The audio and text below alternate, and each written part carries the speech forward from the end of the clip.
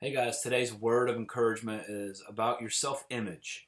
And it came about, it's kind of late. I'm out in my office and I'm pretty tired, but I just can't shake this and I wanted to come and share. I encourage guys and girls and people, write your testimony every year. And it does two things. One, because your testimony is God's always writing the story in your life.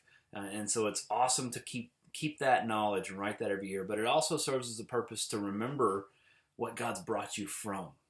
And so I did that today. I was writing my testimony to send to someone, and God just really reminded me of some scripture just early on that He revealed to me through His Word about self-image. And I want to share that with you. It's in the book of Judges, and it's chapter 6. I believe it's verse 12, and it's about a guy named Gideon. And the verse is this: "The Lord is with you, O mighty man of valor." And when I read that, I was like, yeah, this is gonna be awesome, because I just thought like Navy SEAL stuff or the movie Braveheart, just some manly stuff, and I was in.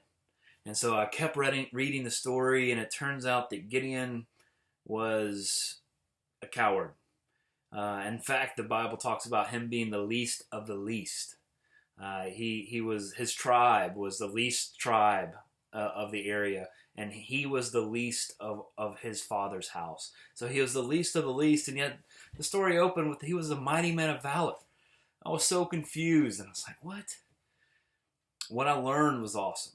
What I learned was God didn't see Gideon the way that Gideon saw Gideon, or the way that the world saw Gideon. God saw Gideon for the way that He made him and what He was going to do through him. Go and read the book of Judges. It ends up getting into some amazing stuff that would rival any Navy SEAL story or any war movie or any manly movie. It's pretty incredible. What I learned, though, about my self-image is that God made us in the imago Dei. That's just Latin for in the image of God. He made us in His image. Breathe that in for a second. Don't breeze by that. In the book of Psalms, it says that we were fearfully and wonderfully made. That is huge. Fearfully just means deep respect. We were made with deep respect and wonderfully. And guys, I think what happens so often, there's really two kind of circumstances that I dealt with and I've seen so many people deal with, especially in the realm of addiction. So many people walk around with just their head hung low, and they're just struggling with so much shame and guilt. So there's one circumstance. On the other circumstance, there's these people that walk around with a mask on, just a fake mask on. They're dying inside, but yet on the outside, they're just, hey, everything's fine. Hey, everything's good. Man, both of these circumstances will keep you in bondage. And what these circumstances mean is that you're not seeing the freedom in which Christ offers. Whether you're guilt-ridden with your head low, or you're wearing a mask because you don't want people to see you in a certain way and you're just portraying this fake front, it makes me think, it made me, when I did that, it just meant that I didn't understand the gospel. Guys, take your mask off. Lay down your shame. We can't, but God did.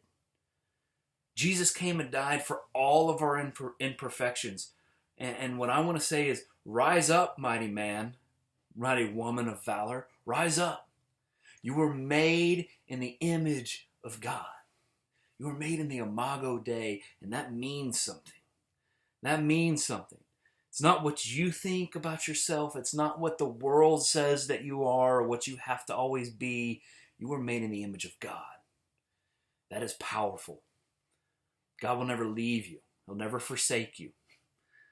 My encouragement, my challenge and my encouragement today is do something today, brother or sister, that would fall in the category of mighty man or mighty woman of valor.